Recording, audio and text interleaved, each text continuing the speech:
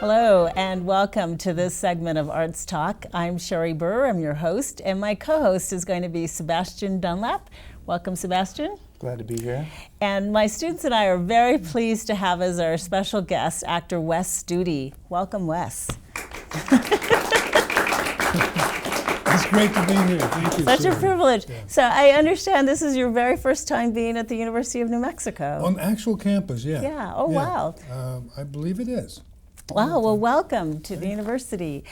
And you are such an actor of amazing scope and range in your films. And so we wanted to have a conversation with you today about acting and about the films that you've chosen, about what you've loved in your work and what you wished you could have changed, and just a variety of items related to your work. So how long have you lived in New Mexico? I know you're originally from Oklahoma. We've been here for 17 years, going on 18. Wow. I think this coming August will be 18 years. Wow. I have a 17-year-old son, that's how I can tell. Okay, it's Yeah, good to have he'll be that kind 18 of this year, marker. yeah. And you also do other things besides acting, like you represent the Indian Research Institute, is it, or no, Language Institute? How would you? Yeah, Okay. it's I'm just a spokesperson for Indigenous Language Institute in Santa Fe, and it's I'd like to call it a repository of methods for teaching, maintaining, and working with languages, Indigenous languages mainly here in North America and South as well. Mm-hmm. Which Indigenous languages do you speak? I speak Cherokee. Mm-hmm. Okay. A little bit of Muskogee Creek, because we're sort of from the same area. Northeastern Oklahoma is made up of 5 tribes, right? Right. And, well, maybe you don't know. No, I do. I well, do know. My grandmother, my Yeah. great-great-grandmother, was born on a reservation in Oklahoma. There are no reservations in Oklahoma, dear, so. Well, at Boom, that time. got you on that one. No, but she was definitely born there. There were the Indian nations. Uh-huh. There were the Indian nations, and then there were there's the Indian Territory wherein they had the Western tribes, in Western Oklahoma. But in the eastern part were the what was called the nations, right? Cherokee, Choctaw, Seminole Creek, and Chickasaw. Okay. But in any case, I always like to clear that up each and every time that's mentioned about reservations. The only real reservation in the state of Oklahoma is underground mineral rights that the okay. Osage have. Okay. Everywhere else, in all the other states, there are reservations. But Oklahoma, no. All right. Thank Ta-da! you. Thank you for that history Yes, lesson. history and a little bit of political and sociology there. That'll work. Hey, I'm That'll on work. campus. What am I supposed Exactly. to do? Right? Okay. So perhaps one of your more famous films was Avatar, because that is the highest grossing picture of all time. So many people saw you in Avatar. So let's have you talk about that role. It's and called The Big Blue. The Big Blue. The Big Blue. It's Because all everything big was and blue. Okay. So let's have you talk about that role. Well, that role, essentially, it's a story that's been told many times before, right? I mean, we know the story. The technology is the real big difference in terms of the kind of film that we finally saw, the 3D film and the way that it was put together. In fact, from the time that we started actually shooting to the time that we began to talk about the final product, the term mocap or motion capture became performance capture. Because, just odd little things like Zoe, the girl who plays my daughter, she was talked of for a nomination and stuff, and the Academy couldn't get their things together to the point that, we don't really know where the performance ends and where the technology begins. Where do those two things meet? And actually, you could see it as we were shooting it.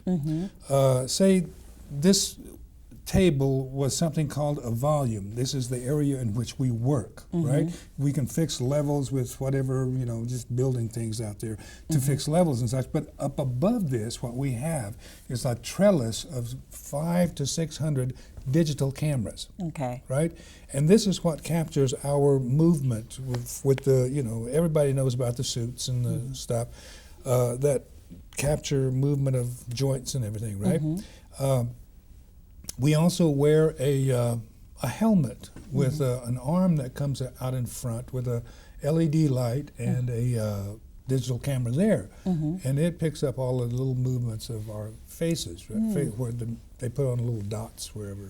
And in any case, all of that is captured. What we do on scenes, which is just what you would do in any other scene, right? I mean, it's just back to basic acting. All of that is captured by these this trellis of 500-600 cameras fed into a bank of computers that rivals NASA. And immediately, what it does is it captures our movement and joins them together, right? So in a way, within the computer resides an avatar.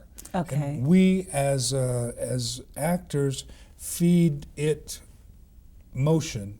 We feed it everything. We, they would give it the whole acting bit, right?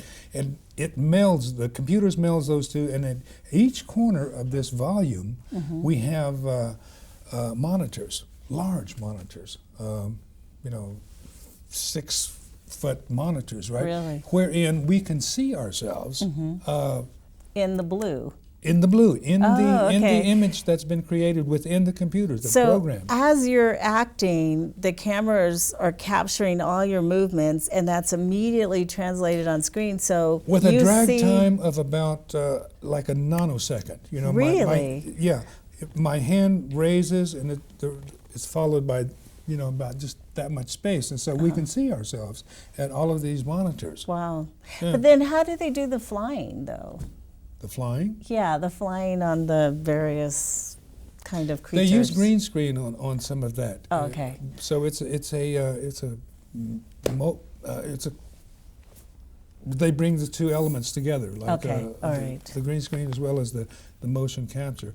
And what they do is they actually brought in horses into this volume area. It's an area about the size of half of a basketball court, right? They actually brought some horses in. So you'd be riding horses, but on the screen it's going to translate into these amazing creatures. Yeah, Okay. they're translated into amazing creatures. The dragons, the flying dragons. Well, they were mainly sort of large, not even puppets, but just things that they could. It was just built like scaffolding and things, where they built areas where the guy goes running up and jumps on the neck of it's really just a prop set. They jump on it, and that then becomes the dragon and all of that. Right? Okay, all right. Yeah. Do you have a question? Yeah, that's really interesting to get behind the scenes of Avatar and hear from the perspective of somebody who was in the film, what it was like to shoot the film. One of the things I've always admired about your performances has been like the intensity that you bring to the screen in any role that I've seen you in has always been fun to watch because of that intensity. 2 questions. 1, where does that come from, that intensity that I'm speaking of? And then 2, with technology and seeing yourself performing, is it hard as an actor to, stay in character when you see the kind of artificial nature of what it is you're doing? Not really, no. Really, it's kind of a matter of working with. It's kind of like working in the round, So you have to stay in character, but as time goes on, you begin to learn, just like the red light's on. Yeah, I know it's catching me now, right? Right. And other little things that happen, wherein it's like when we did that Pocahontas story, John Smith, Pocahontas story. Was it The Lost World or The New World? Yeah. And Terrence Malick is, director of his own renown, right? I mean, he has his methods and such. And we'll be working out here in this village area, and we're working sort of in the round because he has so many cameras. He'll have anywhere from 9 to 10 cameras working at any given time while the main scene is being shot. And then all of the activity around it is being shot as well by a number of cameras, right? So you never really know unless you look around without actually looking at the cameras, then you can tell if you're being shot or not, right? Right. But on the other hand, it's a matter of like playing in the round, and that's very much like what happens in the volume, if you will. It's a little mixture of being on stage, a little bit of just doing scenes with maybe 1 or 2 cameras, just depends on how much coverage there is. And how do you prepare for some of these roles? Like when you did the Tony Hillerman, when you filmed the Tony Hillerman books, like how do you get into Joe Leaphorn? Oh, Joe Leaphorn. Yeah. Yeah. So Joe was fun to get into. Joe was a character. It took me back to the time when I first read one of Tony's books, and which was amazingly enough, a coincidence, the first story that we shot as a script was Skinwalkers. Now, back in the 80s, I had read Skinwalkers, and I thought, oh my God, what a book. Mainly because I began to read the book, and just from past history, I knew that, okay, here's Jim Chee and Joe Leaphorn. This is a couple of Navajo guys out here on the Dene. And probably pretty soon, while they're working on this, Lone Ranger's going to show up and teach them how to solve this crime, right? So I kept reading and reading, thinking, oh yeah, some white guy's going to show up here and teach them how to do this, or solve the problem for them. But it never happened, right? And so I was amazed with Tony Hillerman's books back then. In any case, since from that time on, most people had really gotten into Chee. He was the more present in that particular story, and in a lot of Tony's books as well. But I myself latched on to Leaphorn mainly because his character was somewhat like I could identify with him. He's a guy who had lived his life as an Indian guy and decided to go off and learn how to be an urban Indian guy and then come back, right? And so I knew how to do that. And I just more or less took what I had learned over the years about him and my admiration for his character and made my version of Joe Leaphorn. Yeah, you seem like the person. I couldn't think of anyone who could have played that role better. Great, I want to get you in casting. Right? We're filming in front of an audience of law students, so let's ask them if any of them have a question for our guest, Wes Studi. Jeff? I had one question. Dances with Wolves, Last of the Mohicans, or Avatar, which one is your favorite and why?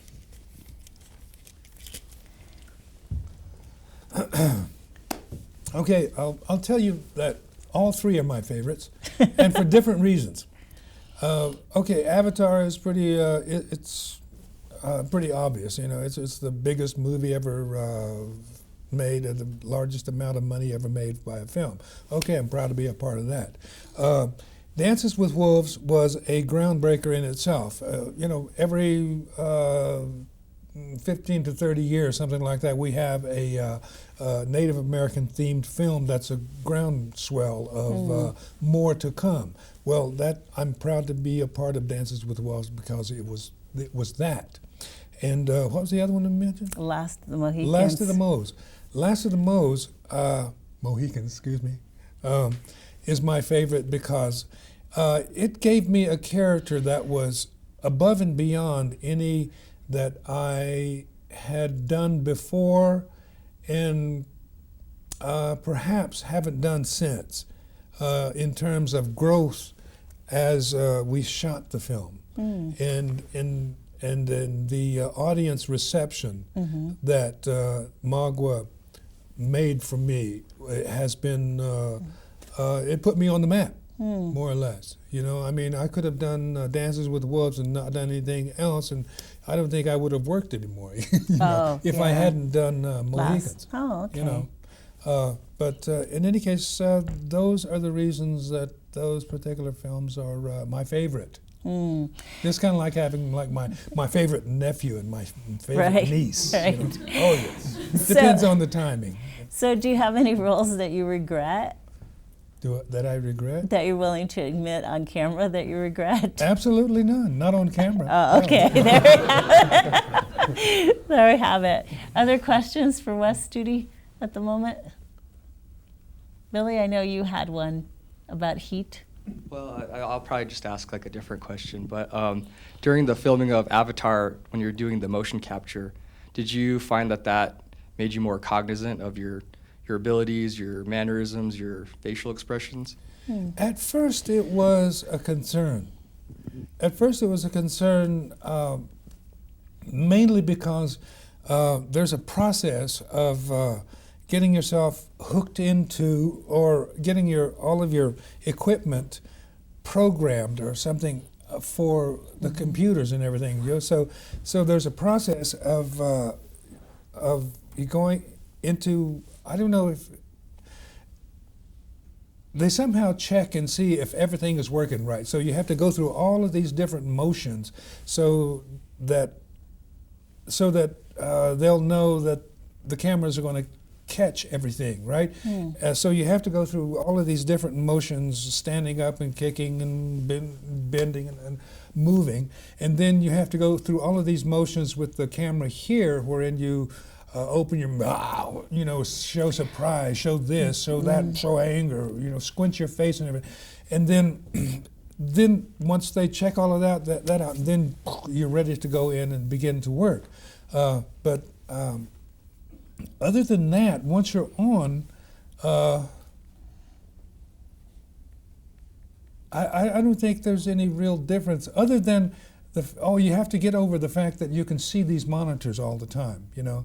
But they are helpful, you know. They are helpful in terms of kind of positioning yourself, you know. Which position here, this far over, can make a difference in what you're, you know, what you're capable of doing in terms of if you're pointing or doing, you know. It's helpful, but once you get over that, then it's right back to basic acting 101, you know. But heat was something that actually was I think the most fun I had on Heat was the big bank shootout, wherein I got to shoot Val Kilmer. I unfortunately just wounded him, though. Just kidding. But De Niro was a big part of that, and I just signed on to do a little film up in New York. I think I leave Sunday. And I'll be up there next week. But this is one of the films that has a title that really knocks me out. It's called, I don't know if you'll have to bleep me or not, but it's called Another Bullshit Night in Suck City. I think we should be able to get away with that. Look it up. It's on the internet, IMDb. But there's Another Bullshit Night in Suck City. Oh, wow. Amazing. And he and Paul Dano are cast in it as well, you know. And what is it about? It's about it's a father-son kind of film, wherein I think De Niro's playing the father and Paul Dano's playing the son, and everything kind of happens around a homeless shelter in some urban area. Oh wow! It's so a funny little story. You've worked with some of the most amazing actors and actresses over the years. What do you think you've learned from working with people like De Niro? Well, I haven't worked with De Niro yet. I'm going to next week. Oh, okay. But I haven't worked with him. Oh, you haven't worked with him yet? Oh, No. okay. I'm sorry. In Heat, we never had Had a scene together. nothing. No. Oh, I mean, okay. that was the first time that he and Pacino ever had a scene together. Right, because in The was the big deal Godfather, of, they had yeah. separate scenes. Okay. Yeah, so that was us when in Heat was that all the police guys were always together and all the criminal guys were over here, and very few times that the twain would meet. You know? You know, I'm glad you point that out, because I think a lot of times people assume that, you know, they see the whole film. Oh, I should have told you, De Niro, me and him were just like that. It's okay. It's okay. But I think there's like an assumption that you see this film that all the people would have been, you know, working, interacting with together. But the reality of the way movies are shot, if you don't have a scene with someone, it's possible you never saw them during that period. We met him. Uh-huh. You know, when we first got together, like for rehearsal or whatever. You know, Okay. But other than that, Okay. Yeah. So will you actually have scenes with him on this new Yeah. film? Okay. All right. That's good. yeah. That's good. As an actor, Mr. Studi, what would you recommend to those that are getting into acting or that aspire to be actors like yourself? What steps could they take to really build themselves as an actor, and what did you do when you were starting out early on?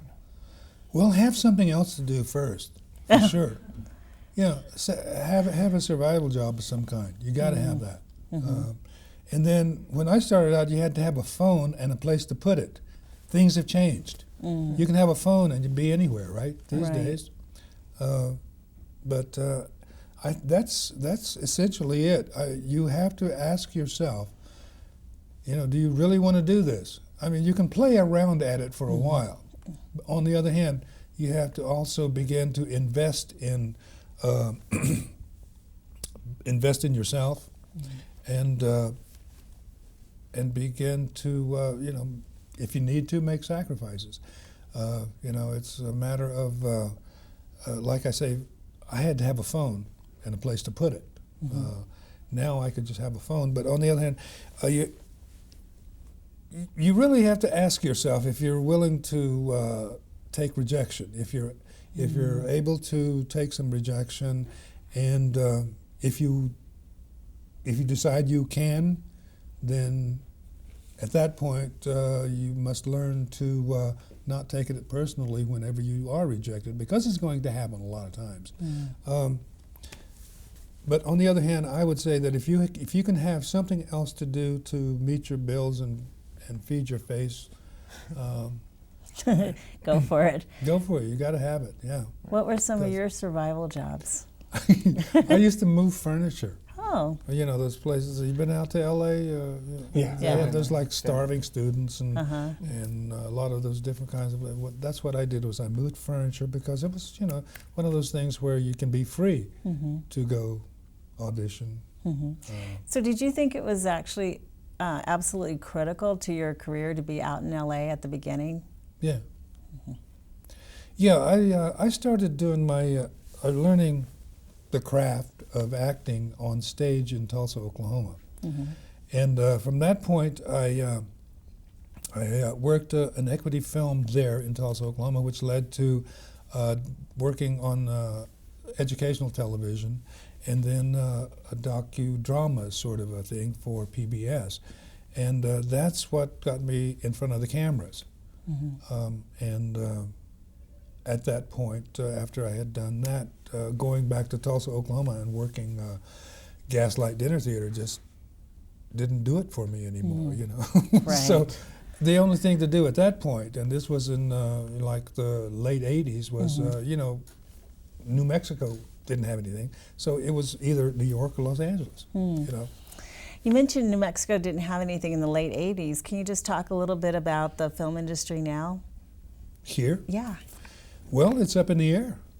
Well, I think that, I don't know what the effect of dropping, you know, the tax incentive rebate. I don't know what kind of effect that's going to have on productions coming into the state. It may be detrimental, and maybe